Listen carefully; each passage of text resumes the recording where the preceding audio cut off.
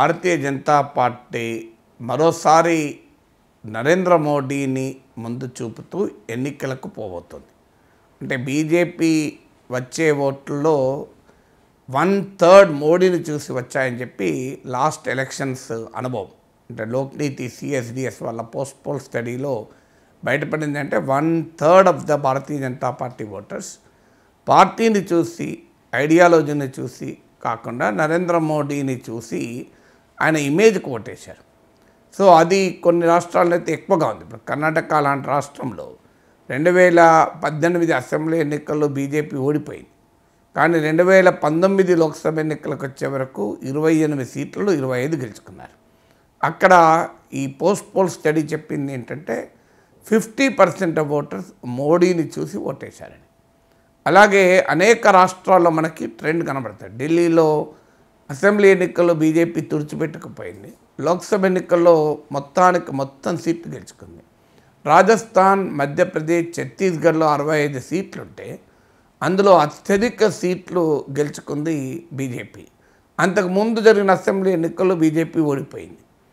ఇలా మీకు చాలా రాష్ట్రాల్లో ఈ ట్రెండ్ కనబడుతుంది. ఈవెన్ తెలంగాణలో కూడా 2018లో 5 అసెంబ్లీ సీట్లు సిట్టింగ్ సీట్లుంటే అందులో 4 ఓడిపోయి 1 గెలుచుకున్నది.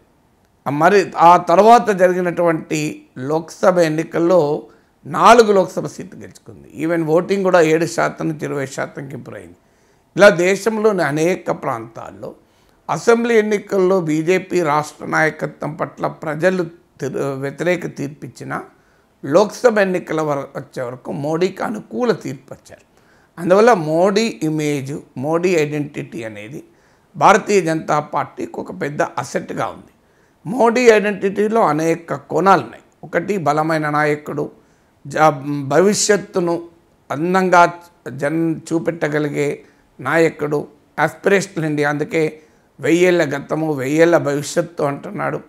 పొరుగులో ఉన్న శత్రు రాష్ట్రాలకు బుద్ధి చెప్పగల నాయకుడు, బాలాకోట్, సర్జికల్ స్ట్రైక్స్ ఇందుకు ఉదాహరణగా చెప్తున్నారు. సో ఇలా స్ట్రాంగ్ లీడర్ అని.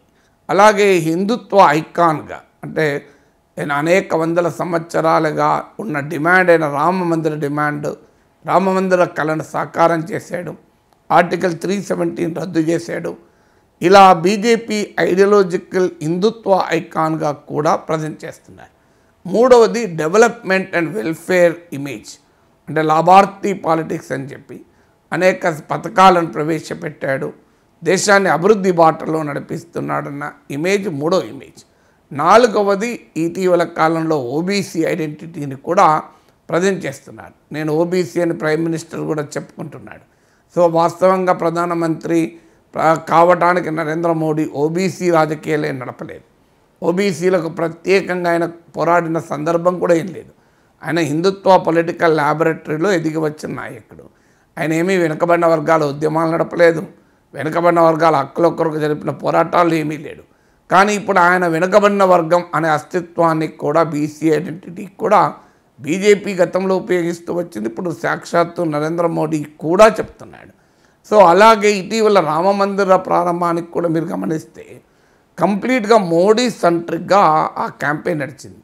అంటే మోడీ చేతుల మీదుగా ప్రాణప్రతిష్ఠ జరగడమే కాకుండా వివిధ టెంపుల్స్కు, సౌత్ ఇండియాలో ఉన్న టెంపుల్స్కు మోడీ వెళ్ళడము, అంటే కేర్ఫుల్గా మోడీ ఇమేజ్ను, మోడీని మించిన రామభక్తులు లేడు అన్న ఇమేజ్ను కూడా ప్రజెంట్ చేసేటువంటి పని బీజేపీ చేసింది. సో అలా దాంతోపాటు ఆస్పిరేషనల్ ఇండియన్కు ఒక సగటు ఆస్పిరేషనల్ ఇండియన్కు ఒక సింబల్గా, ప్రతీకగా కూడా చూపారు. అంటే చూడండి, ఒక ఛాయ్వాలా ఒక కటిక పేదరికం నుంచి వచ్చి ఈ స్థాయికి వచ్చాడు అనేటువంటి డైమెన్షన్ను కూడా బీజేపీ బాగా ప్రొజెక్ట్ చేస్తుంది.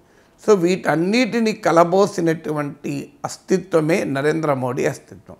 అయితే మోడీ ఒక్కరితోనే ఎలక్షన్లో పోతున్నారా అంటే మోడీని హిందుత్వాన్ని విడగొట్టి చూడలేము, మోడీని బీజేపీ రాజకీయాల్ని, బీజేపీ ఐడియాలజీని విడగొట్టి చూడలేము.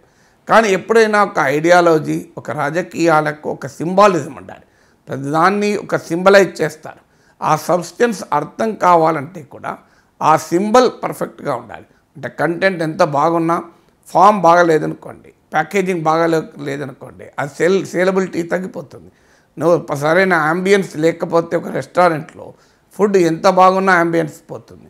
అందువల్ల మార్కెటింగ్ యుగంలో మనం బతుకుతున్నాం, ఇమేజ్ మేనేజ్మెంట్ యుగంలో బతుకుతున్నాం కనుక ఖచ్చితంగా నరేంద్ర మోడీ ఇమేజ్ను మార్కెటింగ్ చేసుకోవడం ద్వారా భారతీయ జనతా పార్టీ లాభపడే ప్రయత్నం చేస్తుంది.